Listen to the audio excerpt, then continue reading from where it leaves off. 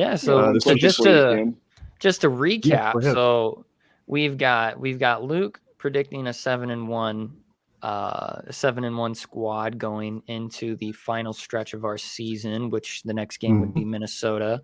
I've got us going 6-2, and Dad's got us going 7-1. So 7-1, which is great because that means that by the end of our game against Illinois, we all have bowl eligibility going into game 8 or leaving game 8, because you guys see 6-1. I've got us 5-2. So we're sitting at a bowl game at this point after Illinois for sure. Which is like that's refreshing to hear. I hope that's what we actually see. We'll see. I just got a couple things. Yeah. I know you guys might have talked about this before on another podcast, but for that Northwestern game, do you think there's going to be a lot of, I guess, substitutions around where we're really just going to like mix up the field and just really get the feel of all the little outlooks that we're still looking at and like some of this training that we see and little glimpses of that we see? Or do you think we're going to kind of have a more stick with plan until it doesn't work? I think it's going to be probably a very vanilla game with maybe a few sprinkles of finesse kind of thrown in there. I think that just because, the context, we're going out of country. It's the first game of the year, especially considering that it's against a Big Ten opponent to start our season.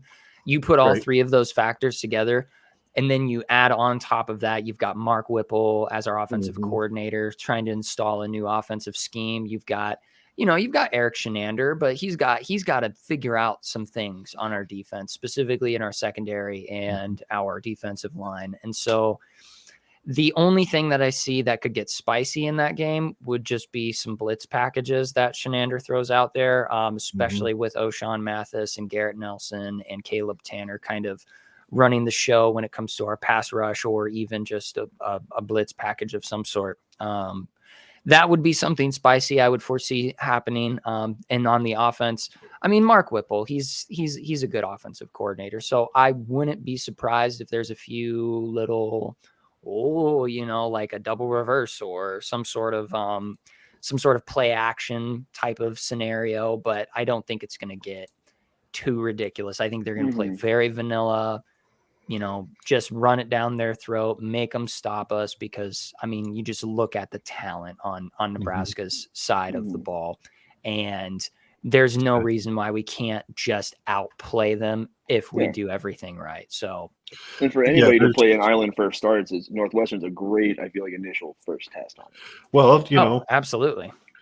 You have no doubt that old Coach Fitzgerald is going to love playing over there. And that'll be a little extra motivation for him. I don't think I see quite as vanilla a game plan as you do, Scott. I think I see I would not be surprised to see Whipple come out firing bullets all over the yard against that really, really bad secondary for Northwestern. And I don't know if we're going to test them all that much in the run game. I don't think we need to. We might hold back some of that because I don't know. It should be interesting. Fong Wei Roldman. Love that name. How many wins? Whew. I don't know. I don't know what the metric is that what's his name?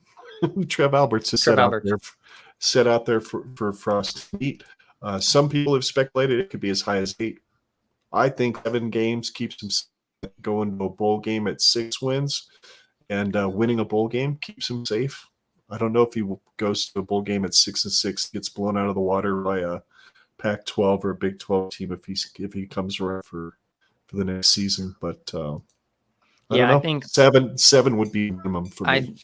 I think 7 is probably the litmus, test number that he's got hanging over his head. The only reason why I would see a 6-6 Frost retain his job is if we have a somewhat similar season that we had last year, where it's 6-6, but there's 0 blowouts, it's like the numbers are all good. The numbers are all good. There's just a few things, like if we go 6-6 and we don't lose the games like we did this year in 2021, where we just get outplayed by the other team of some sort, like just some fluky thing that happens that, right. you know, we just get blown up in some way, shape, or form, where we're not just making a special teams mistake or some sort of botched block or a fumble from our quarterback or some ridiculous thing like that. But it would have to be every star is aligning in the worst way possible.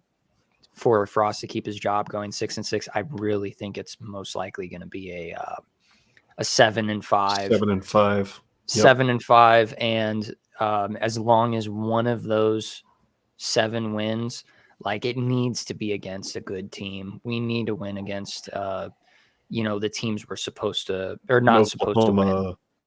Michigan or Wisconsin or something. Get over the hump against somebody. I agree. I want to say this is like our easiest schedule that we've had in the Frost era, just because, I mean, not to say that the Big Ten's out to get us every season, but I want to say this should be something to really accomplish here. And I agree. It's an easy schedule comparative to what we dealt with last year in 2020.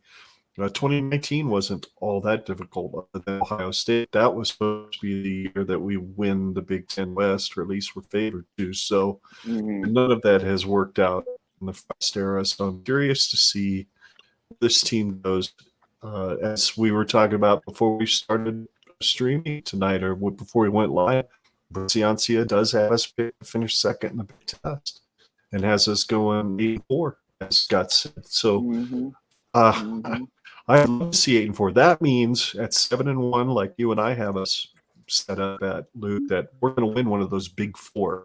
Oh yeah, going down the stretch. I want to say besides like, oh sorry, go ahead. No, go ahead. I would say besides like Oklahoma, like I want to say Oklahoma, maybe Purdue could be our biggest challenge. Oklahoma's a like really big speed bump in our path to really get a roll going. And if we can handle Oklahoma well, then I want to say Michigan's our toughest thing coming. And if we could just keep that going, and our problems don't start until game 10. Our first toughest game is Northwestern. Get beyond that, the next toughest game is at Michigan, in my opinion.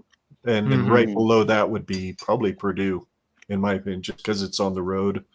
And then it's a tie with tough, but Iowa and Wisconsin is like a tie.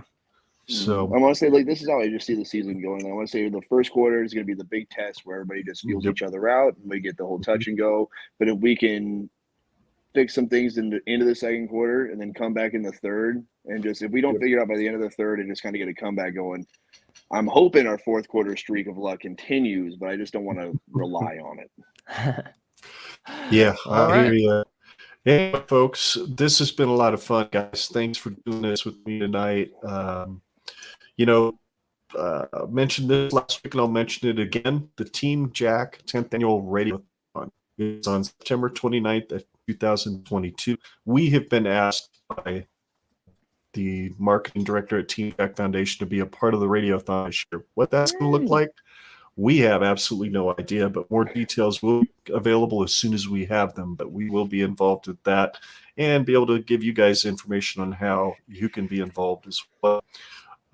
Also, next week, we will be taking on the last 4 games, the gauntlet, if you will, of Minnesota, Michigan, Wisconsin, and Iowa. We will do that with Michael Diamond, the guy who actually won the inaugural plus-minus game. And he'll hang out with us next Sunday to do that. And that should be a whole lot of fun. Luke, is there anything you want to let everybody out there know how to follow you on social media, or you just want to stay incognito? I'd say do not subscribe to my YouTube channel. It's absolutely worthless and nothing. You don't need to follow me on social media. I don't really do anything.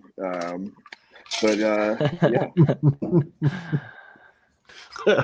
Well, you'll find links to all of our social media at genredpod.com. If you like your podcast in video form, subscribe to our YouTube channel, ring that bell to get notified when we go live or post new content. listen to the audio only podcast, subscribe to Generation Red on your favorite podcast app, where the audio for this show should be available by 8 a.m. Central Daylight Time tomorrow. With that, on behalf of Luke, thanks for us today, Mr. Merrill. He's I'm Ken. Together we're Generation Red. Here to remind you every single week that no matter what Jeffrey the Greek or anybody else in Iowa might tell you, especially Hawkeye Matt, their corn still sucks. And there is no place like Nebraska. Go Big Red. Woo!